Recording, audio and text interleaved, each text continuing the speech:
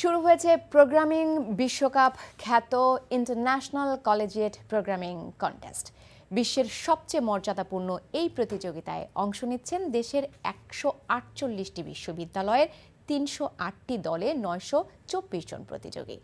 এর মধ্যে বাছাই করা সেরাদের সেরা লড়বেন মর্যাদাপূর্ণ আন্তর্জাতিক আসরে। আর এই প্রতিযোগিতাকে ঘিরে দেশ সেরা প্রোগ্রামারদের মিলন মেলায় পরিণত হয়েছে সাফার। আরও জানাচ্ছেন জাহিদুর রহমান। প্রোগ্রামিং দক্ষতা, দলগত সমন্বয় এবং প্রযুক্তিগত সমস্যা সমাধানের সক্ষমতা প্রদর্শনেই ব্যস্ত তরুণ প্রজন্মের এই কম্পিউটার প্রোগ্রামাররা। ডেভেলপার বা সফটওয়্যার ইঞ্জিনিয়ার হিসেবে স্মার্ট ও প্রযুক্তি নির্ভর বাংলাদেশ বিনির্মাণের পাশাপাশি স্বপ্নবাজ এই তরুণরা আন্তর্জাতিক আসরে তুলে ধরতে চান বাংলাদেশকে।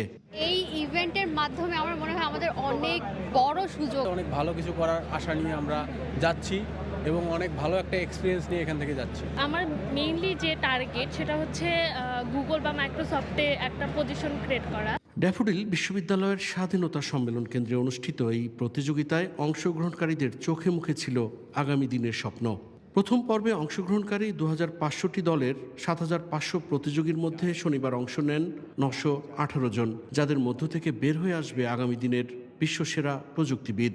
অর্জন হচ্ছে আগামী দিনের তথ্য প্রযুক্তি লিডার, যিনারা উদ্ভাবন করবে, মার্ক জাকারবার্গ সহ বিল গেটসের মতো প্রতিষ্ঠানের জন্ম দেবে।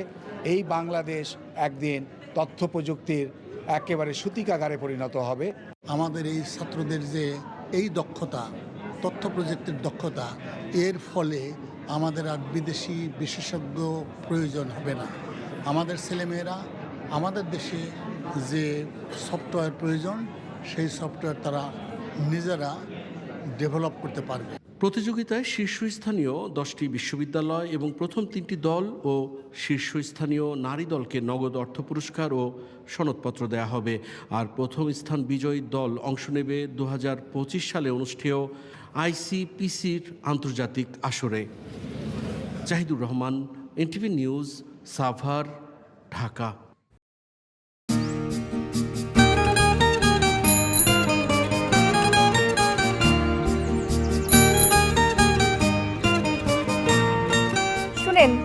পুরুষ মানুষ তো এভাবে ভয় পেলে চলে না, বুকে সাহস রাখতে হয়।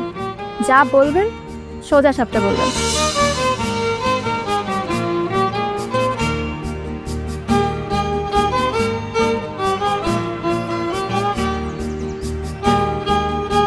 তো এই শীতে যে শীতের কাপড় ছাড়া আসছো, এটা কি ঠিক আছে?